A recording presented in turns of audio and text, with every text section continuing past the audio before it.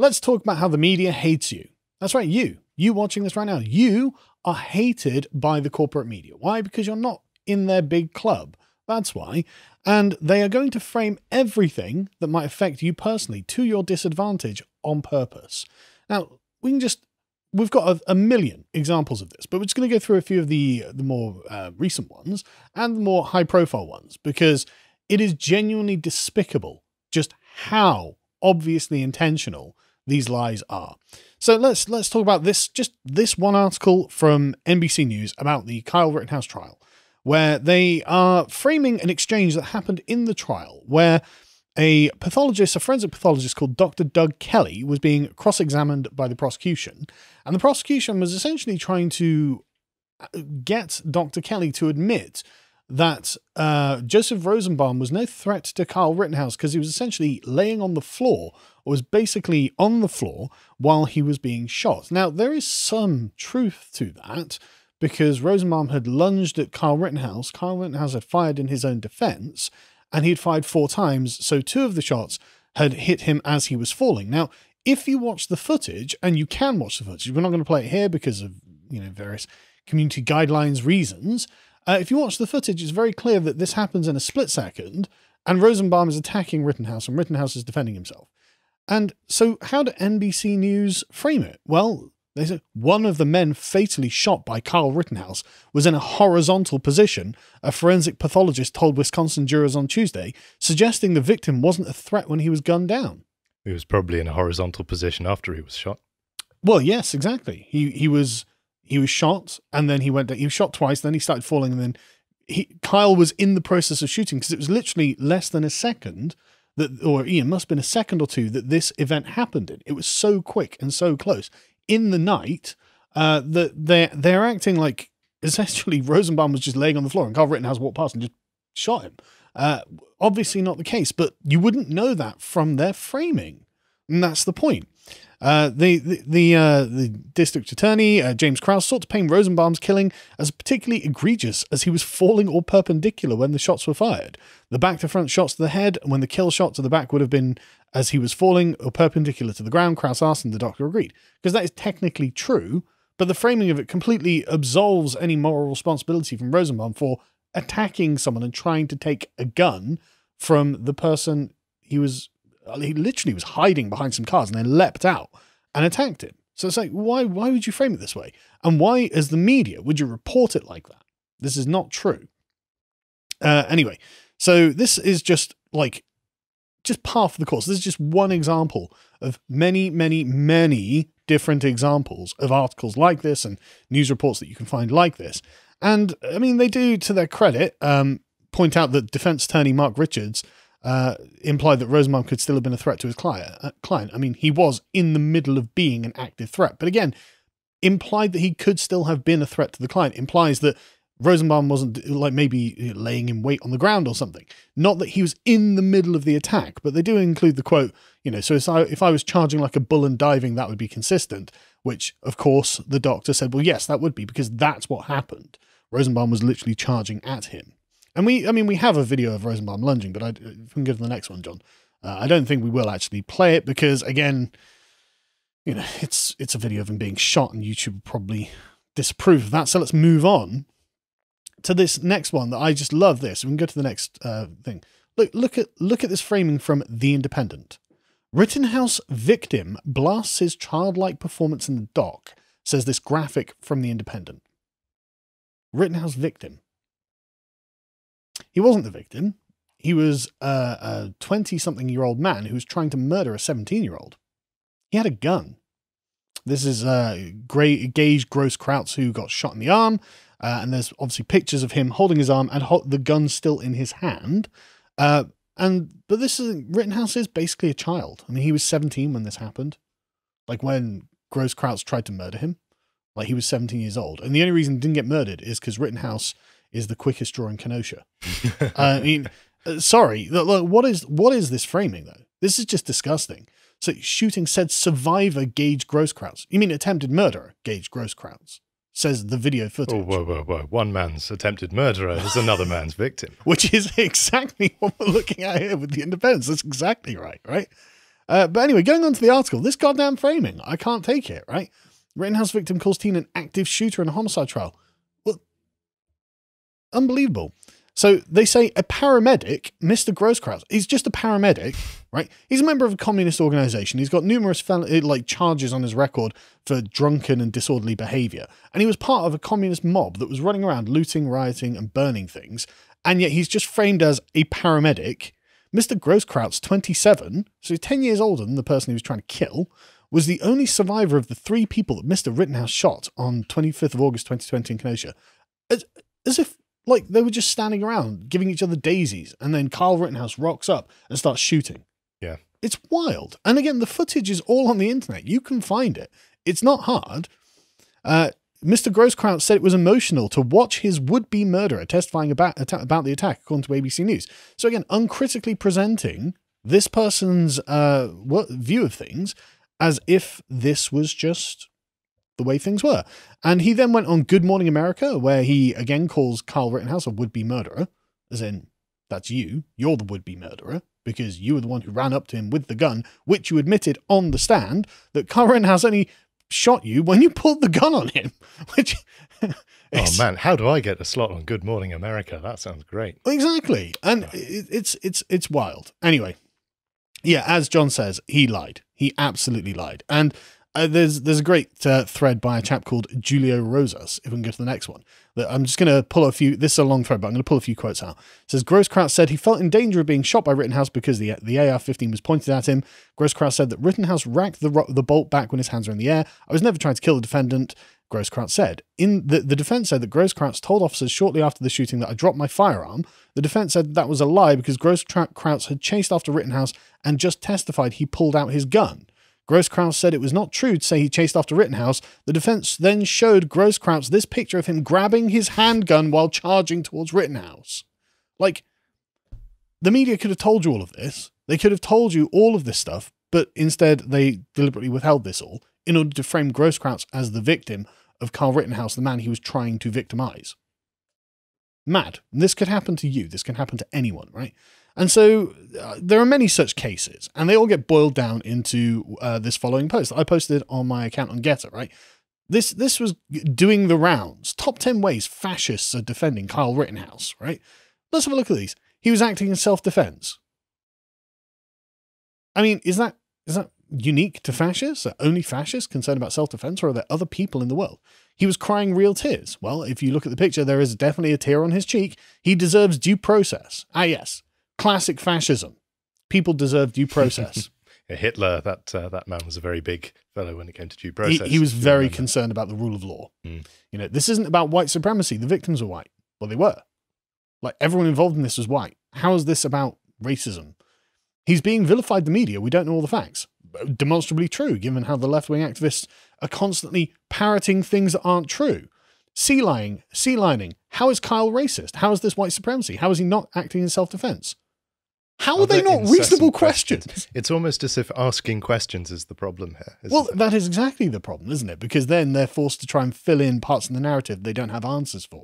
As in, how is he not acting in self-defense? If you watch the video, he's so obviously acting in self-defense. The facts of the case say, blah, blah, blah. Put yourself in your shoes. The victims were no angels. They weren't. They were awful. And of course, these left-wing people being anti-prison and the court result being a justified result. They don't care about any of that. They don't care about any of these things. But these are eerily similar to arguments that we've had from other cases that have been misrepresented by the media. So we're going to go through a few of them just to show and prove the point. The first one being the Covington Catholic boys versus the native elder. Do you remember this? I do indeed. Yes. This was awful.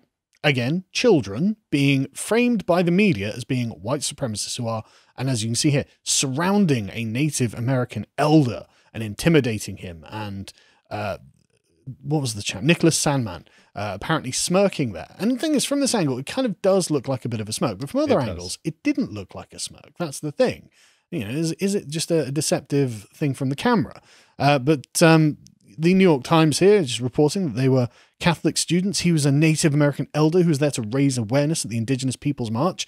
Interestingly, he did have a lot of blood and soil talking points. Very interesting. Yeah, Europeans go home. This land is for Native Americans only. Very progressive. But because they were wearing Make America Great Again gear, they were surrounding the Native American elder. The episode is being investigated, and the students could face punishment up until including expulsion, their school said in a statement, because the media was going wild with this and demanding answers. Now, if you go to the next one, the Daily Caller, then shortly afterwards found this other footage from the event. It was like 5 hours long and showed absolutely everything that was going on. And it turned out that none of what the media was reporting about this was true.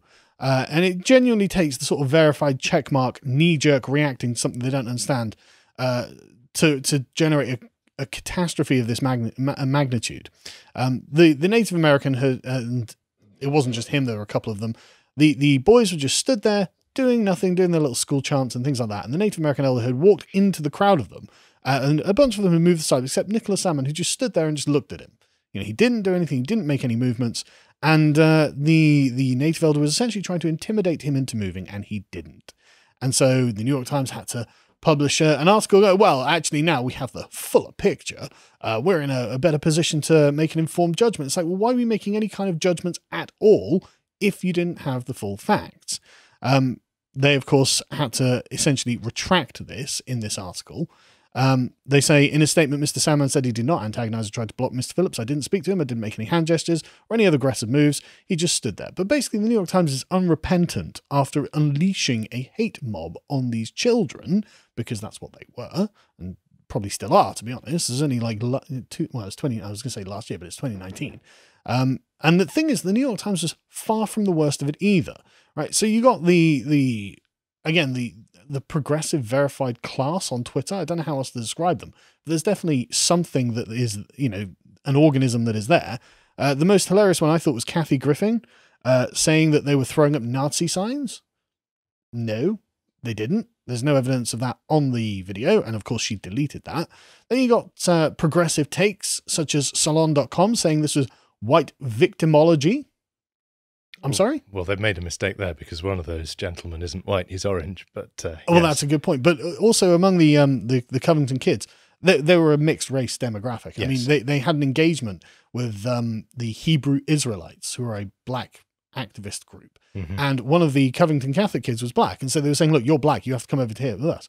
And the kids were like, no, you don't. You don't have to do anything. Yeah, exactly. You're one of us. Seems pretty racist, if you ask me. Well, the only people who were racially abused that day were the Covington kids by the Hebrew Israelites, as far as I could tell.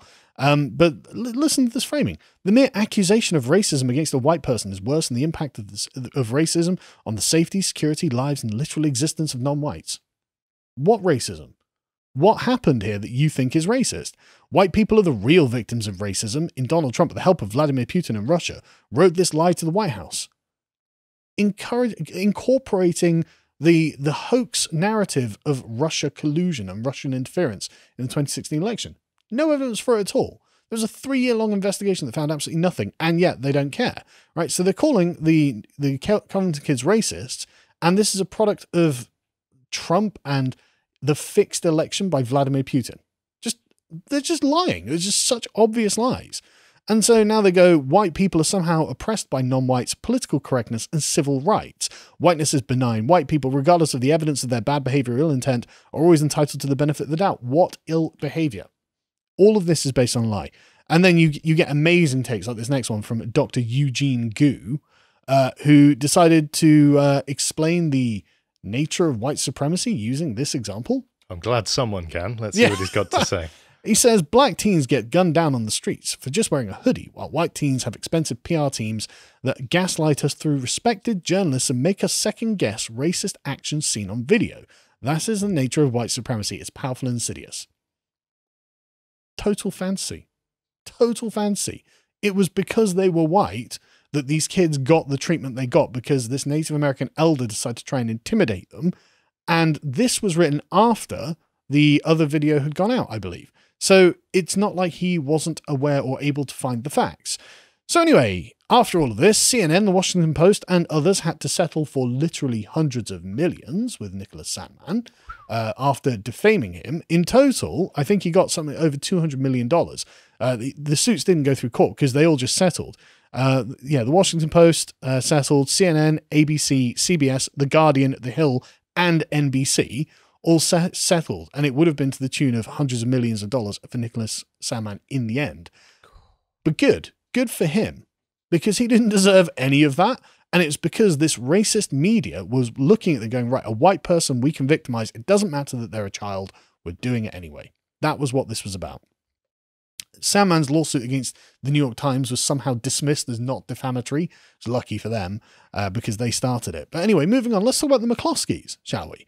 And how the McCloskeys, you might remember, again, in 2020, during Black Lives Matter protests, saw that a bunch of Black Lives Matter activists had broken into their gated community, as in literally smashed down the gate, and were marching in, chanting aggressive slogans. And so the McCloskeys went out on their own property, armed, and said, "You're not going to come and burn my house," which I think is fair, because it's not like Black Lives Matter don't have a history of burning property or something. I mean, these people had broken in, and while doing this, of course, the media went wild because the pictures of them, again, they were white, and they were confronting a mob of mixed ethnicities, so it wasn't like, I guess, clear that what was going on, maybe from the media's point of view, but they saw this and were like, oh, look at this, racist white people who are going to attack black people who didn't do anything wrong, and therefore they are the problem. And so the McCloskeys, both lawyers, had to come out and say, well, look, no, we actually support Black Lives Matter, but we were definitely feeling like we were under threat and felt that we needed to defend our property. And the ironic thing is, right, the McCloskeys, the house they were protecting, it looks really nice, right?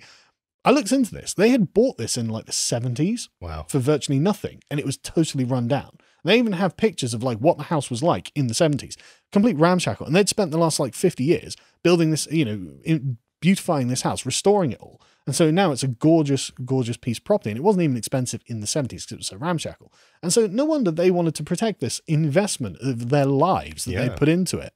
But they, at this point, have realized that, oh yes, this is all what the Democrats have been doing. They were saying, this is all private property. There are no public sidewalks or public streets. We were told we would be killed, our home burned and our dog killed. We were alone facing an angry mob. It was like the storming of the Bastille. The gate came down and a large crowd of angry, aggressive people poured through. I was terrified we'd be murdered within seconds. Our house would burn down, our pets killed. And after this, the McCloskeys became basically activists, because why wouldn't you? Right? If we can get to the next one, John. They released a video statement in August, in 2020, talking about their right to self-defense. And they have a right to self-defense. This is like the first law of nature. If you're being attacked, then you get to defend yourself. And this is so unbelievably baked into the liberal theory that underpins our democracies. Like, there's no point even questioning it. And it hasn't been questioned until communists arrived on the scene. But what I find interesting is that Mr. McCloskey says, it seems as if the Democrats no longer view the government's job as protecting honest citizens from criminals, but rather protecting criminals from honest citizens. Not a single person in the out-of-control mob you saw at our house was charged with a crime, but you know who was? They were. They were not satisfied with spreading chaos and the violence into our communities. They want to abolish the suburbs altogether. Make no mistake, no matter where you live, your family will not be safe in the radical Democrats' America. Now, partisanly charged as that statement is, how's it wrong? I'm sorry, it just seems completely what the intent is. And this was one of the reasons that Bolsonaro was so successful in Brazil. He made exactly the same points. The left wing are protecting criminals against the law abiding. That can't be allowed. But they got harassed because they were the center of a media firestorm. They got harassed when they were going to pick up Christmas cards. Interestingly, the person who was harassing them was shouting "abolish the suburbs" at them and calling them terrorists. The total opposite of reality. But anyway, the next one we'll go through is just the whipping of the migrants. Are you aware of this one? I'm not, no. Right, so it turns out that somehow thousands of migrants from Haiti arrived on the southern border in Texas, and that's a good question how they got there. I mean, It's an Haitian island. Yes. Curious that one. Yeah, and it's fairly far away from the United States as well. It's not like you'd nip over from Haiti to the United States. You go to some Central American country or South American country and then walk up. Or perhaps they're just the reincarnation of Jesus. But one picture in particular went viral. Can we scroll down? Maybe the picture's in this article. I can't remember if the picture's actually in this one or not. There we go. Right. So it's not this particular picture, but as you can see, the man in his hand is holding something. Something probably made of leather. I think I can speculate as to what that might be. It's a rain. Yes. It's the reign of the horse. But one particular picture, when he was riding past to grab one of the migrants, the rain is like looping out. And so the media and members of the media, as you can see by this particular verified check mark, claims that he had a whip. The agent swung his whip menacingly, charging his horse towards the men in the river. There is no whip there because these people don't have whips. The Border Patrol in Texas are not equipped with whips. And yet this was the narrative that all of the left-wing media pursued, as if the Border Force were doing something wrong by doing their jobs. I think the verified checkmarks may have been watching too many Westerns lately. Or I think they've actually been reading too much about books on slavery, to be honest. That might be it as well. Because they saw black men being pursued by the Border Force and were like, well, this is just slavery again. And some of these takes on what was a total non-issue, just the apprehension of illegal immigrants crossing the border illegally, is just wild. So this woman is a PBS NewsHour correspondent. Border Patrol agents on horseback cracking whips and charging into crowds of Haitian asylum seekers in Texas, shouting them to go back to Mexico. Strong reporting, blah, blah. That's not true. My God, said Sonny Hostin from The View. This is absolutely horrifying, like something out of the 19th century, said an Atlantic staff writer, Adam Swerter. I don't know about anyone else, but I wasn't aware that Border Patrol agents were authorized to use whips on human beings. They're not. They don't carry whips. You're making this up. You're seeing what you want to see because you think that your country is just some sort of racist slave colony or something like that. But anyway, so just to summarize all of this, this particular article went viral. I saw this being shared around by those people who are in the mainstream bubble and are yet going, okay, things are going wrong. So we can go to the next one. This is by a chap called Andrew Sullivan, who's a former editor of the New Republic and now, I guess, does independent blogging. And I love the title of this article, When All the Media Narratives Collapse.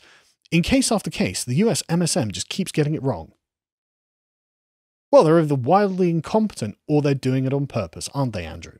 And the answer is, of course, they're doing it on purpose, because it always goes one way, as you note. He says, when all the sources keep getting things wrong, when all the errors lie in the same direction and they are reluctant to acknowledge the error, we have a problem. Well, we do have a problem, but it's not an accident. And that's the problem, isn't it? You're framing this as an accident rather than an orchestrated campaign. Now, I don't know why they're doing this. I can make a lot of speculations. I could suggest that possibly this is an expression of Marcuse's repressive tolerance on display, where tolerance is rescinded from the enemy and given only to the ally. But the point is, keeps happening and it's got to stop. I mean, maybe it's just a product of being on Twitter and being in certain echo chambers on Twitter, because you'll notice that one of the things that connects all of these journalists is they're all verified on Twitter, which is why we call them verified check marks. But he goes through a series of events, especially speaking about the Kyle Rittenhouse trial. And he says that he didn't realize, and a lot of people didn't realize, just how things were. He says, this is the New York Times on the 26th of August, the morning after the killings. The authorities were investigating whether the white teenager who was arrested was part of a vigilante group. His social media accounts appeared to show an intense affinity for guns, law enforcement, and President Trump. Kyle Rittenhouse's race is specified, but the race of the men he killed and injured were not. They were also white. And it also is deliberately framed to make Kyle sound like he was out to get them and not the other way around. And then he says, when this week, one of Rittenhouse's pursuers, Gage Grosskreutz, admitted on the stand that Rittenhouse shot him only after Grosskreutz had pointed his pistol directly at Rittenhouse's head a few feet away, it came as a shock. Not to people who had watched it. Not to people who didn't read the MSM when it came to finding out what happened in this trial. It only came as a shock to the insulated bubble of the commentariat on Twitter. And he says, the money quote from the defense lawyer, it wasn't until you pointed your gun at him and advanced on him with your gun and your hands down pointed at him that you fired, right? To which Grosskreutz answered, correct. And the New York Times also, in their video footage of this, cut off the key moment showing Rittenhouse defense trial, this moment that had proved so critical in court. And there are lots of other examples of the Jussie Smollett hoax, the Russia hoax, the Steele dossier, lying about critical race theories in schools, calling anyone who's skeptical about any COVID narratives an anti-vaxxer, blah, blah, blah. But what's the end goal of this? That's the question. Why are they doing this? And I think that Washington Post opinion editor Jennifer Rubin is just going to tell us straight up. Let's watch her video. The mainstream media is part of this. They cover these issues, and then they go right back to having Republicans on talk shows, asking them about other issues, allowing them to air their phony grievances, rather than grilling them incessantly about why they tolerate this behavior. This is fascistic behavior. This is what fascist regimes do. They use extra, outside the bounds of reasonable democratic, small d, methods of getting their way. They intimidate, they threat, they use the threat of violence. And this is absolutely intolerable. And it's been going on for years now in the Republican Party. And I think, number one, the House should do something about it. And by the way, I think they might get a couple Republican votes at least. Both Congresswoman Liz Cheney and Congressman Adam Kinzinger have said they might be inclined to go along with it, which I think would be very healthy. But I think you also have to have some new ground rules for the media. I think they have to stop treating Republicans like normal politicians. They're not normal politicians. This is not normal conduct. This is a party that spends its entire time cooking up these ridiculous cultural memes, fanning violence, and coming up with outright lies. So where is the media? Jennifer, I think what you are saying is absolutely right. And that's the Washington Post's opinion editor just saying this on MSNBC, I think it was. I mean, if they're going to just they're going to tell all of these lies, call their opponents a bunch of fascists when they themselves are acting like fascists, and again, decide to rescind any kind of charity or tolerance from them, it seems that the media are the problem. They hate you. If you enjoyed that segment from the podcast Lotus Eaters, you can catch us live 1 p.m. UK time on our website. And if you'd like more from us, you can also subscribe to find some of our premium content. Yeah, we actually have absolutely loads on there now because we're over a year old at this point. So we've got a massive library of content that you can't find anywhere else, such as our regular series, which are Contemplations and Epochs. Contemplations, we have philosophical and scientific discussions, and in Epochs, we have long, in-depth conversations about things that happen in history. This one we did recently about the Nika riots, the absolutely brutal Nika riots in Constantinople. I really enjoyed doing myself, but we also have access to, we also have loads of expert articles from people who know what they're talking about, such as this one talking about the misnomer of postmodern neo-Marxism. You may well remember Jordan Peterson getting castigated by left-wing activists for using the phrase. Well, it is a bit of a misnomer, but Thomas happens to be an expert in this subject, and so he takes you through it. And as you can see, there is a silver and gold tier member audio track that goes along with it. So if you don't want to have to read it, you can just listen to it instead. But we also have a bunch of premium podcasts that we can't really host on YouTube because of editorial guidelines, shall we say, such as Harry doing this excellent one, What Happened to the January 6th Rioters, and another one, in fact, that Harry and myself did about a whistleblower from a German public broadcaster talking about the COVID coverage and the particularly engineered narrative in which they can't talk about certain things. And so this leaves a bunch of questions up in the air, and we explore that. Again, editorial guidelines mean we can't really host that elsewhere. We also have a bunch of really excellent interviews. I did one recently with a chap called Philip Tanzer. He's if you're a men's rights activist, you may have heard of him because he comes out of that space, but he's also an ex-gay porn star who's turned conservative activist who has some very interesting opinions. Very interesting trajectory to take. Yeah, it's the sort of person you're probably not going to meet in your regular life, but he's a fascinating guy. He's a really nice chap. And also follow us on alternative media because, of course, we want to break the stranglehold of Silicon Valley over everything that we do. And this means that follow us on platforms like Getter, where you can follow Lotus_com to get all the latest updates from us. And also, we are speaking, or I am speaking, at a conference hosted by Getter at the London O2, the Indigo section of the London O2 on December the 8th. I'll be speaking there as it's part of the Counterculture conference, where we're talking about why what is happening to the West is happening and what we can do about it. So part of that is following us on Getter and coming and see us, and of course, subscribe because that keeps everything running.